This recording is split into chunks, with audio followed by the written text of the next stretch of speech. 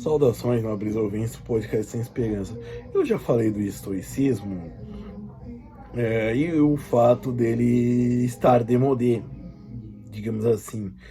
Não vou dizer demodé, mas fora de contexto, ele se tornou, de certa maneira, acho que junto com religiões não abraâmicas, digamos assim, como as religiões orientais ou africanas, ou até indígenas, por exemplo, uma coisa gourmetizada, certo? E assim, o que acontece? Praticamente no nosso mundo de hoje, eu digo pós-industrial, no mundo capitalista, pois o estoicismo ele surge e ele é desenvolvido no mundo agrário, onde, digamos assim, um homem podia viver pegando fruta do pé, por exemplo. Agora, se você for um estoico na cidade, por exemplo, estiver passando fome numa metrópole, não vou dizer necessariamente como São Paulo, que seria o extremo para nós, mas acho uma cidade assim mais urbanizada, assim, onde ela, com ruas, a maioria das ruas asfaltadas e por aí vai, né? Ficaria bem mais inviável. Seria ele, digamos assim, seria rebaixado a cínico, né? Bem no estilo de Diógenes, que vivia quase como um mendigo, né? Tanto que é por isso que ele é chamado de cínico, o homem cão. O cinismo recebeu esse nome. Os cínicos receberam esse nome. Os homens cães, porque viviam como os cachorros de rua, certo? Então é disso que eu digo, certo? Como ele é feito não é feito para um mundo onde não há consumo, então ele tá, pelo menos na minha opinião, ele tá fora de... Ele é muito difícil de se contextualizar, certo? Ele é extremamente difícil de se contextualizar no nosso mundo. E assim, bom, como eu disse, ou ele vai pro utilitarismo, isso é uma das vertentes do liberalismo inglês lá pelo século XVIII, entre outros representantes tem o John Stuart Mill e o seu tutor, que foi o Jeremy Bentham, certo? Onde, por exemplo, onde se vivia um desenvolvimentismo enorme basicamente em todas as áreas das ciências, e onde, por exemplo, se a pessoa morria, entregava-se o cadáver para fazer... Você cortava a cabeça, né, para preservar, caso ela fosse importante, mas o resto do cadáver você preservava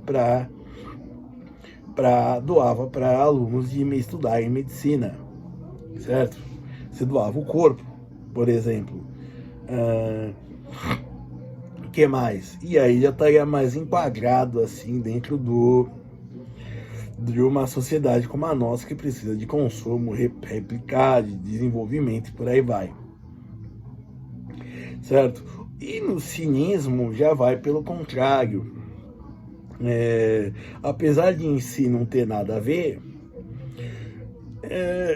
seria algo muito similar com o anarco-individualismo do Henri Thoreau, né, com a desobediência civil, certo? Só que agora, com a eletrificação dos sistemas, de tudo ser eletrônico, eu acho que esse cerco em si ficou mais difícil. O cerco contra o indivíduo está cada dia mais fechado, né? Então, assim, basicamente o estoicismo como algo de viver a vida, aproveitar os momentos como vendem, ou então ter resignação, E agora eu falo do pessoal que vende isso como, por exemplo, coach, como um modismo, né? É basicamente tomar tapa na cara rindo, entendeu? É, imagine um ladrão vem, te assalta, leva suas coisas, te bate,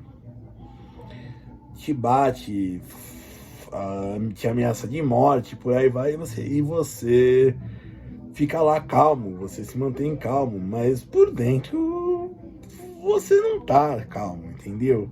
Não adianta isso. Você pode.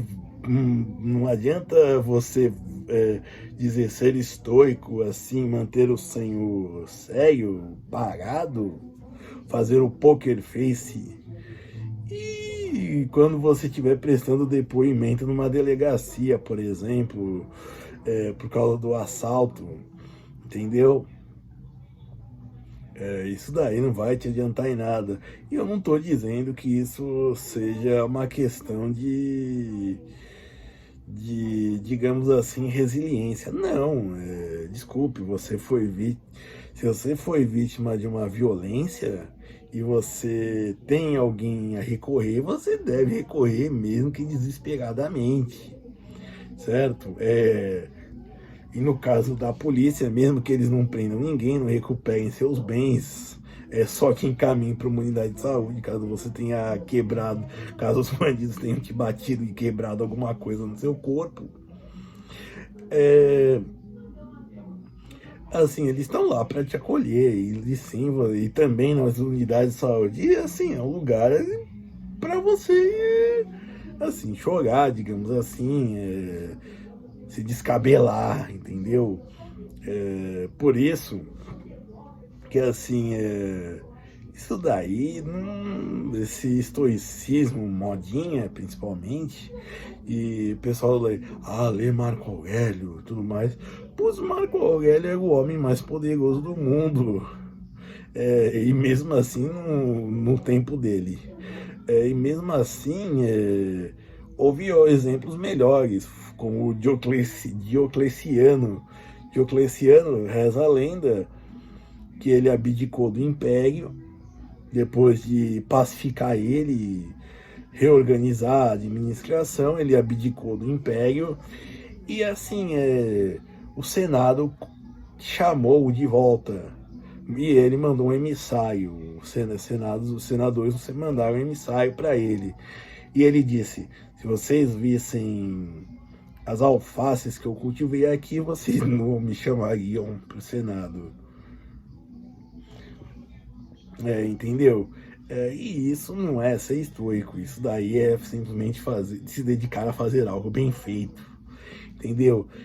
Aturar chefe mala com poker face, desculpa, isso é o básico, tá? Entendeu? Por isso que o estoicismo que te vendem. E aí, quando você não lê, principalmente quando você não lê as obras, você só tem, por exemplo, ver palestras sobre estoicismo aqui mesmo no YouTube, você vê que é um puro saco de bobagens, assim, basicamente sofra de cara com uma cara neutra, entendeu? Por exemplo, seu patrão não está depositando, sei lá, suas férias, seu FGTS, sei lá, alguma coisa assim, e você descobre. Aí você reclama.